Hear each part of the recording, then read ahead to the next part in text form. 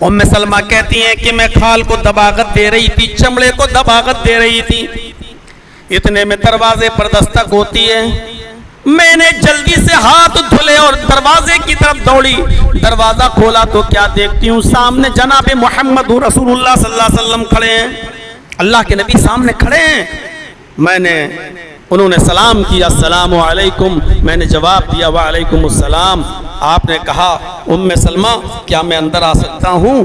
ام سلمہ نے اجازت دی، چٹائی بچھی ہوئی تھی، اللہ کے رسول اسی چٹائی پر بیٹھ گئے۔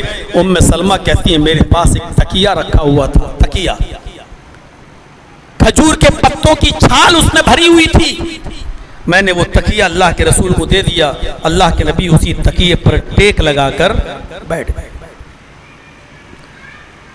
تھوڑی دیر گفتگو سنی، اس کے بعد بات چیت کے بعد، حال اور احوال کے بعد، خیر و خیریت کے بعد، محمد رسول اللہ صلی اللہ علیہ وسلم نے فرمایا تمہارے شوہر کا انتقال ہو چکا ہے، تمہاری عدت بھی پوری ہو چکی ہے۔ اے ام سلمہ، انسان کی ایک زندگی ہوتی ہے، تمہارے بچے بھی ہیں، اس لیے میں یہ چاہتا ہوں کہ میں تمہارے ساتھ نکاح کر لوں، میں اپنے نکاح کا پیغام آپ کو دیتا ہوں۔ ام سلمہ نے کہا اے اللہ کے رسول، ایسی بد نصیب عورت کون ہوگی جس کو آپ پیغام نکاح دیں اور وہ ٹھکرا دیں؟ الذین اذا اصابتهم مصیبہ قالوا انا للہ وانا الیہ راجعون رب اشرح لی صدری ویسر لی امری واحلل عقدۃ من لسانی یفقہوا قولی۔ حاضرین جمعہ جامع مسجد حسن پورہ،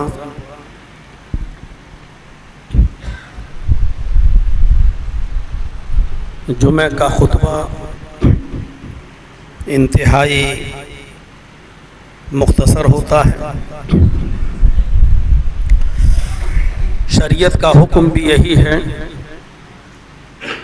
نبی اکرم صلی اللہ علیہ وسلم نے عقل مند اور دانش مند انسان اسی کو بتایا ہے جو جمعہ کا خطبہ لوگوں کی ضروریات کو سامنے رکھتے ہوئے مختصر تھے۔ اس مختصر سے خطاب کے اندر کچھ اہم اور بنیادی باتیں ہمارے اور آپ کے سامنے آنی چاہیے۔ آپ بخوبی واقف ہیں کہ میں نے وعدہ کیا تھا آپ کے اس پروگرام میں جو بارش کے سبب پوری طریقے سے کامیاب نہیں ہو سکا، آپ کی محنت یقیناً آپ قابل مبارکباد ہیں، لیکن جب بارش نہیں رکی اور میں نے اپنی بات کو وہیں پر ختم کیا تو یہ وعدہ کیا تھا کہ انشاءاللہ بہت جلد زندگی نے ساتھ دیا تو آپ کے درمیان جمعہ کا خطبہ میں ضرور دوں گا انشاءاللہ۔ بات صرف جمعہ کے خطبے کی تھی، لیکن آپ نے پھر ایک پروگرام کی شکل دے دی۔ پرویز بھائی ہمارے گھر پہ پہنچے لکھنؤ، اور پھر یہ طے ہوا کہ 20 جون کا وقت دے دیا جائے، جس میں جمعہ کا وقت بھی ہے، جمعہ کا دن بھی ہے، اور شام کو ایک پروگرام بھی ہو جائے گا، اور 20 تاریخ طے ہو گئی۔ 20 تاریخ کو آج میں آپ کے درمیان حاضر بھی ہوں۔ موسم پھر ناساز ہی لگ رہا ہے، دعا کیجیے اللہ رب العالمین آپ کے آج کے اس اجلاس کو کامیابی عطا فرمائے۔ قرآن کریم کی جو آیت میں نے آپ کے سامنے تلاوت کی ہے سورہ بقرہ سے، دوسرے پارے سے، اس میں اللہ تبارک و تعالیٰ نے مسلمانوں سے، مسلمانوں کو اس بات پر آگاہ کیا ہے کہ ہم مختلف طور و طریقوں سے تمہارا امتحان لیں گے، اور میرے لیے ہوئے ان امتحانات میں اگر تم پاس ہو گئے تو تمہارے لیے جنت کی خوشخبری ہے۔ اللہ نے فرمایا کہ ہم تمہیں کیسے آزمائیں گے، تمہارا امتحان کیسے لیں گے، اس کی ایک شکل بتائی، اس کی ایک نوعیت بتلائی۔ وَلَنَبْلُوَنَّكُمْ بِشَيْءٍ مِّنَ الْخَوْفِ وَالْجُوعِ وَنَقْصٍ مِّنَ الْأَمْوَالِ وَالْأَنفُسِ وَالثَّمَرَاتِ۔ مسلمانوں، ہم تمہارے اوپر خوف ڈال کر، دہشت ڈال کر ہم تمہیں آزمائیں گے، ہیبت، دہشت اور خوف میں مبتلا کر کے ہم تمہیں آزمائیں گے، اس کی کوئی بھی شکل ہو سکتی۔ والجوع، بھوکا رکھ کر بھی ہم تمہیں آزمائیں گے، بھوک اور پیاس سے دوچار کریں گے، بھوکا اور پیاسا رکھ کر بھی ہم تمہارا امتحان لیں گے۔ وَنَقْصٍ مِّنَ الْأَمْوَالِ وَالْأَنفُسِ، تمہارے مالوں میں نقصان پہنچا کر بھی ہم تمہیں آزمائیں گے۔ وَالْأَنفُسِ، تمہاری جانیں لے کر بھی ہم تمہیں آزمائیں گے۔ وَالثَّمَرَاتِ، تمہارے پھل فروٹ، تمہاری کھیتیاں، تمہارے اناج، تمہارے غلے برباد کر کے بھی ہم تمہیں آزمائیں گے۔ اب رہ کیا گیا؟ یعنی پوری طریقے سے ہم تمہاری کمر توڑ کر تمہیں آزمائیں گے۔ کبھی خوف و دہشت کا ماحول ہوگا، کبھی بھوک و پیاس کی صعوبت ہوگی، کبھی ہمارے کاروبار میں ہمارے مال کا نقصان ہوگا، کبھی ہماری جانیں لی جائیں گی، ہمارے اعزہ اور اقارب کی جانیں لے کر بھی آزمائیں گے۔ باپ سے پوچھئے بیٹے کا دکھ اور غم، اور بیٹے سے پوچھئے اپنے بہت قریبی کے انتقال کا دکھ و درد۔ تو ہم تمہیں جانیں لے کر بھی آزمائیں گے، اور تمہاری کھیتیاں باڑیاں برباد کر کے، تمہارے پھل فروٹ برباد کر کے، تمہارے اناج برباد کر کے، تمہاری لہلاتی ہوئی سبزیاں برباد کر کے بھی ہم تمہیں آزمائیں گے۔ وَبَشِّرِ الصَّابِرِينَ، ان تمام آزمائشوں میں میرے جو بندے صبر کر لیں، آئے محمد صلی اللہ علیہ وسلم، آئے میرے نبی، آئے میرے حبیب، آپ ان کو جنت کی بشارت دے دو، آپ ان کو جنت کی خوشخبری سنا دو۔ یہ مصیبتیں آئیں گی اور یہ امتحان ہوگا اللہ کی طرف سے، لیکن پھر فرمایا مسلمانوں، تمہاری ذمہ داری کیا ہونی چاہیے جب تمہیں کوئی مصیبت پہنچے، جب تمہارے اوپر غم کا کوئی پہاڑ ٹوٹے، تمہارے اوپر جب کوئی بہت بڑا غم یا بہت بڑی مصیبت جب تمہاری اوپر آئے، تو تمہاری ذمہ داری کیا ہونی چاہیے؟ الذین اذا اصابتہم مصیبہ، جب تمہیں کوئی مصیبت پہنچے، جب تمہارے پاس کوئی غم کا پہاڑ ٹوٹ جائے، قالو، تو مسلمانوں کا شیوا یہ ہوتا ہے، مسلمانوں کی، مومنین کی پہچان یہ ہوتی ہے، ان کا نظریہ یہ ہوتا ہے کہ وہ اس غم کے پہاڑ سے گھبراتے نہیں ہیں، مصیبتوں سے گھبراتے نہیں ہیں، بلکہ ان کی زبان سے یہ جملے نکلتے ہیں، انا للہ و انا الیہ راجعون، ہم سب اللہ ہی کی طرف سے آئے ہیں اور اسی کی طرف ہمیں پلٹ کر جانا ہے۔ یہ مسلمان کا شیوا ہوتا ہے۔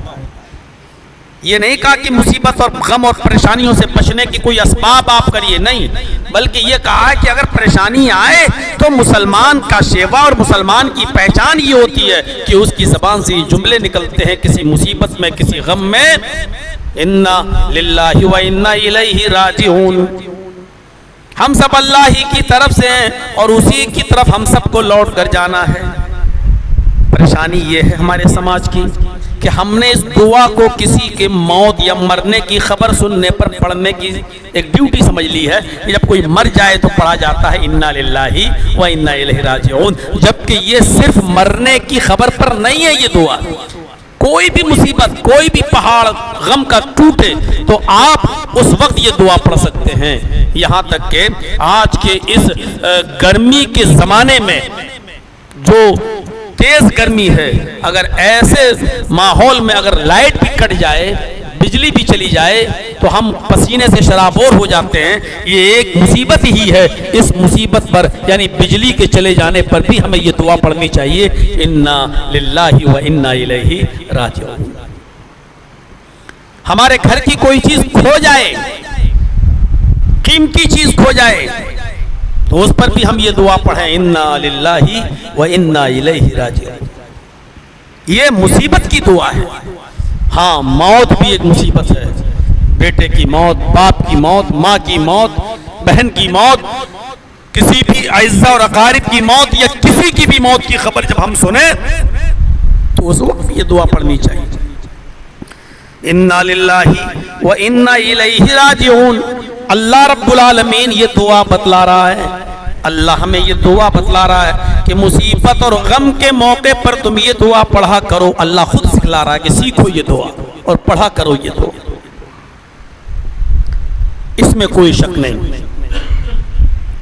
کہ ان تمام مصیبتوں میں جو بھی ہم نے گنائی ہیں، دہشت، بھوک اور پیاس، اسی طریقے سے مالوں کا نقصان، اسی طریقے سے پھل فروٹ اور کھیتی اور باڑی کا نقصان، اور اسی طریقے سے جان کا نقصان، ان تمام مصیبتوں میں سب سے بڑی جو مصیبت ہے ان مصیبتوں میں وہ جان کا نقصان ہے۔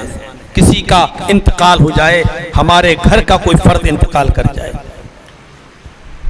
اسی لیے اللہ کے نبی جناب محمد رسول اللہ صلی اللہ علیہ وسلم نے انتقال کی خبر پر جب ہمیں اور آپ کو ملے، ہمارے کسی عزیز کی، اقربا کی، رشتہ دار کی انتقال کی خبر جب ہم سنیں تو اللہ کے نبی نے یہ دعا بتلائی، انا للہ و انا الیہ راجعون۔ اس کے آگے ایک اور جملہ فرمایا کہ تم اس دعا کے بعد یہ دعا بھی پڑھ لیا کرو، اس جملے کا بھی اضافہ کر لیا کرو، اللہم اجرنی فی مصیبتی واخلف لی خیرا منہا۔ کتنے لوگوں کو یاد ہے یہ دعا؟ جمعے کے خطبے میں بھول جاؤ کہ بہت کوئی آپ کے سامنے شعلہ بیانی ہوگی اور خوب دہاڑتی ہوئی تقریر ہوگی۔ آج میں کچھ سکھانا چاہتا ہوں آپ کو جس سے آج ہمارا سماج ونچت ہے، محروم ہے اور اس کو معلوم ہی نہیں ہے۔ روزانہ ہم اپنے علاقے میں دیکھتے ہیں کہ کوئی نہ کوئی کا انتقال ہو گیا، انا للہ و انا الیہ راجعون، بس۔ اور بہت سو کو تو یہ بھی دعا یاد نہیں ہوگی۔ اللہ کے نبی فرماتے ہیں کہ یہ دعا پڑھیے، انا للہ و انا الیہ راجعون، اللہم اجرنی فی مصیبتی واخلف لی خیرا منہا۔ اب اس کے ترجمے پر غور کرو، آپ دیکھیے کتنی بہترین دعا ہے۔ انا للہ و انا الیہ راجعون، ہم سب اللہ ہی کی طرف سے ہیں اور اسی کی طرف لوٹ کر جانا ہے۔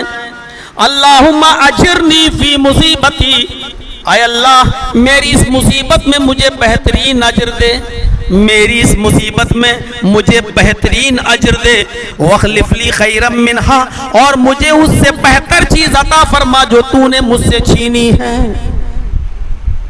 اس سے بہتر چیز عطا فرما۔ اللہ کے نبی یہ دعا صحابہ کرام کو سکھلا رہے ہیں۔ اب سنیے دعا کا اثر کیسے ہوتا ہے۔ اللہ کے نبی صحابہ کرام کو یہ دعا سکھلا رہے ہیں۔ بخاری کی حدیث کے الفاظ، اسی مجلس میں ابو سلمہ رضی اللہ تعالیٰ عنہ بیٹھے ہوئے ہیں۔ ابو سلمہ رضی اللہ تعالیٰ عنہ کہتے ہیں نبی اکرم نے جب یہ دعا مجھے سکھلائی، سب کو تو میں نے یہ دعا یاد کر لی، اور پھر جب میں گھر پہ آیا تو میری بیوی ام سلمہ نے کہا آج بہت دیر ہو گئی تمہیں گھر لوٹنے میں، کہاں تھے آپ؟ آواز نہیں بھائی، بالکل شور شرابہ نہیں ہونا چاہیے جمعہ کے خطبے میں. کہاں تھے آپ؟ تو فرمایا کہ اللہ کے نبی درس دے رہے تھے, اللہ کے نبی کا وعظ چل رہا تھا, میں اسی وعظ میں بیٹھا ہوا تھا.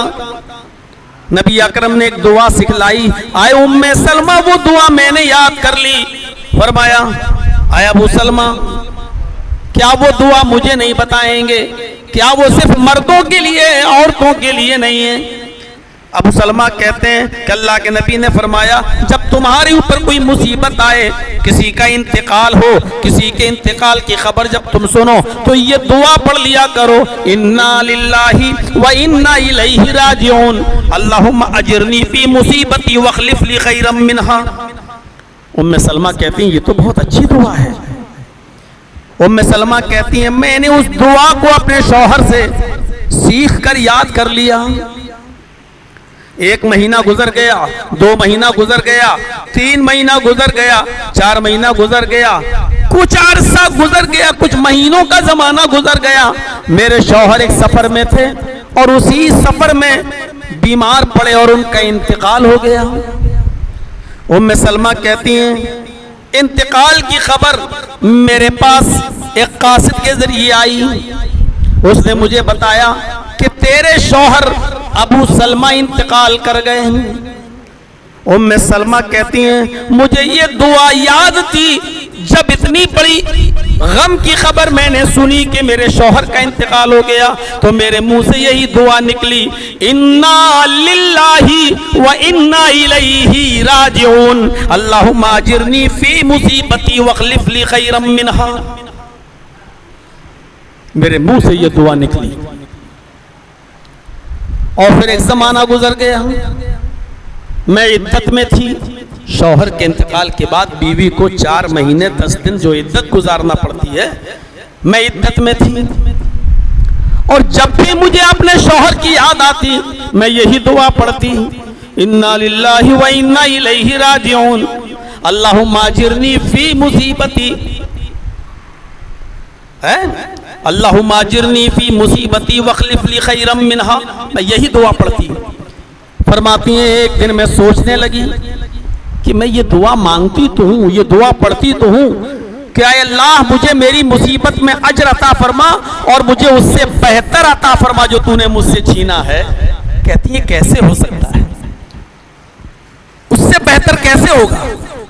میرا شوہر ابو سلمہ میرے لیے سب سے بہتر تھے, ایسا کیسے ہو سکتا ہے میں یہ دعا مانگوں اور مجھے میرے شوہر سے اچھا کوئی مجھے مل جائے؟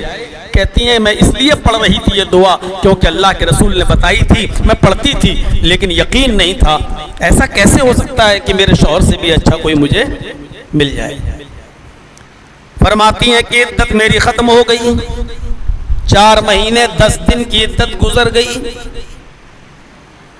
اور ایک دن میں چمڑے کو دباغت دے رہی تھی, بکری کی کھال کو دباغت دے رہی تھی. اس زمانے میں دباغت دی جاتی تھی, ببول کو توڑ کر پانی میں گرم کر کے اس میں اور بکری کی کھال کو ڈال کر اس کو صاف کیا جاتا تھا اور دباغت دی جاتی تھی اس کو.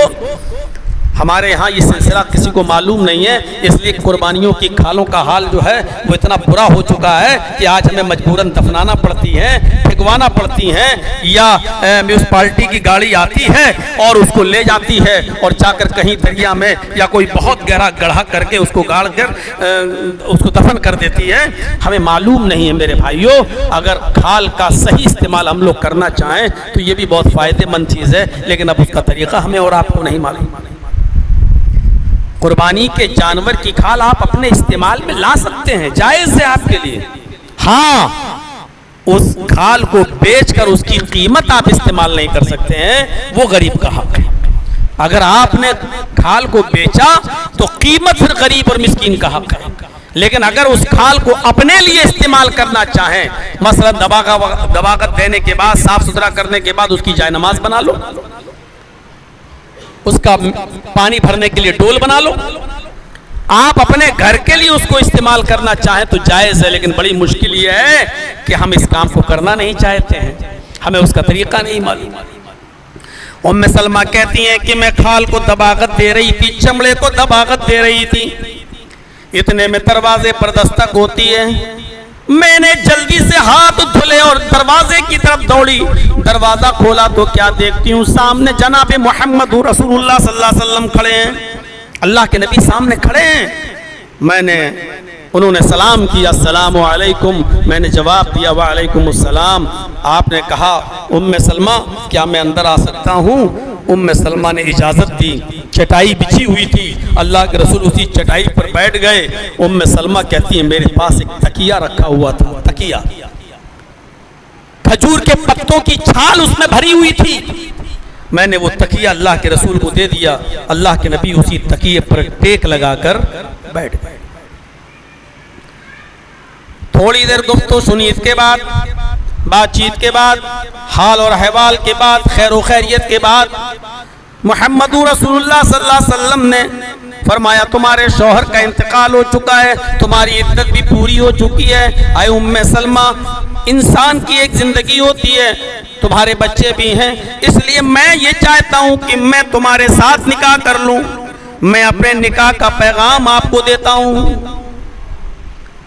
उम्मे सलमा ने कहा, अय अल्लाह के रसूल, ऐसी बदनसीब औरत कौन होगी जिसको आप पैगाम निकाह दें और वो ठुकरा दें? ऐसी बदकिस्मत औरत कौन हो सकती है? लेकिन मेरे साथ कुछ मजबूरियां हैं। फरमाया, उम्मे सलमा क्या मजबूरी है तुम्हारे साथ? उम्मे सलमा ने कहा कि पहली मजबूरी यह है कि आपकी और भी बीवियां हैं, और जब आप मेरे साथ निकाह करेंगे तो मैं बहुत गैरतमंद औरत हूं। मैं नहीं चाहूंगी कि हमारे और आपके बीच में कभी कोई तनाज़ा हो, इख्तिलाफ हो और आपकी कोई दूसरी बीवी हमारे और आपके बीच में बोले। मैं इसको बर्दाश्त नहीं कर सकती। मैं गैरतमंद औरत हूं, मैं शौकन बर्दाश्त नहीं कर सकती। अल्लाह के नबी सल्लल्लाहु अलैहि वसल्लम ने फरमाया, और भी कोई परेशानी है? फरमाया, जी एक और मजबूरी है। कहा, क्या? कहा कि शादी जिस मकसद से की जाती है कि शादी के बाद नस्ल बढ़े, बच्चे पैदा हों। आए अल्लाह के नबी, मैं शादी की उस उम्र को क्रॉस कर चुकी हूँ, यानी मैं बुढ़ापे में कदम रख चुकी हूँ। अब मैं नस्ल बढ़ाने के लायक नहीं रही। मेरी मजबूरी एक ये है कि अब मुझसे नस्ल नहीं बढ़ सकती है, क्योंकि मैं उम्र के उस हिस्से में आ चुकी हूँ। आपने कहा, इसके अलावा और क्या परेशानी है? कहा, एक और मजबूरी है। कहा, क्या? कहा, अल्लाह के नबी, तीसरी मजबूरी है कि अबू सलमा इंतकाल कर गए, मेरे पेट से उनके कई बच्चे पैदा हुए, ये बच्चों की जिम्मेदारी मेरे ऊपर है, लिहाजा ये बच्चे मेरे ही साथ रहेंगे। इन बच्चों को मैं ननियाल ददियाल नहीं छोड़ सकती हूँ, इन बच्चों को किसी के हवाले नहीं कर सकती हूँ। इन बच्चों की परवरिश की जिम्मेदारी मेरे ऊपर है। इसलिए अब आप समझ लीजिए, साफ सुथरी बात। अल्लाह के नबी फरमाते हैं, मैं अल्लाह से दुआ करूंगा, अल्लाह रब्बुल आलमीन तुम्हारे अंदर से ये गैरत निकाल देगा और इंशाअल्लाह मेरे और तुम्हारे दरमियान कोई बात ही नहीं होगी, शौकन वाला मसला हल। कहा, ठीक है, आप दुआ कीजिए, आप तो अल्लाह के रसूल हैं, आप दुआ करेंगे, अल्लाह कबूल कर लेगा। और रही दूसरी बात, उम्र के उस हिस्से को पहुंच चुकी हूं कि अब मैं नस्ल नहीं बढ़ा सकती, तो ठीक है, इसमें भी कोई बड़ी बात नहीं है, क्योंकि उम्र के जिस हिस्से को तुम पहुंच चुकी हो तकरीबन मैं भी उम्र के उस हिस्से को पहुंच चुका हूं, यानी मेरी और आपकी उम्र एक ही है, तो इसमें भी कोई बड़ी बात नहीं है। मुझे नस्ल बढ़ाने के लिए शादी नहीं करना, बल्कि मैं इसलिए निकाह करना चाहता हूं ताकि बेवा और मुतल्लका औरत के लिए भी शादी का दरवाजा खुले और मेरे इंतकाल के बाद भी बेवा औरत को निकाह करने का पूरा हक मिले। और रही तीसरी बात कि बच्चे हम नहीं छोड़ सकते, तो आपके बच्चों को छोड़ने के लिए मैं कह भी नहीं रहा। जब आपका निकाह मेरे साथ हो जाएगा तो उन बच्चों की तरबियत, उन बच्चों की खिदमत और उन बच्चों की सेवा, उन बच्चों की परवरिश मेरे जिम्मे होगी। फरमाया, ठीक है, और निकाह हो गया।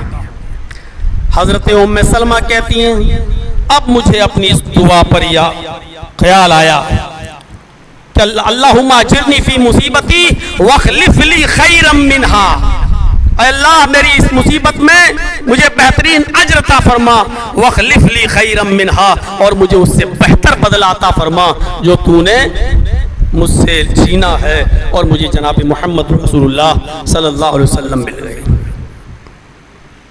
حضرات چکر سے ہمیں آ رہے ہیں اس وقت، بہت تیز غشی ہے، الٹی سی مجھے محسوس ہو رہی ہے اس وقت۔ عبدالتوحید صاحب سے میں گزارش کروں گا کہ 10 منٹ آپ سمیٹ لیں اور مجھے تھوڑا سا باہر لے چلیے، زیادہ پریشانی ہے مجھے، میں کہیں گر نہ جاؤں۔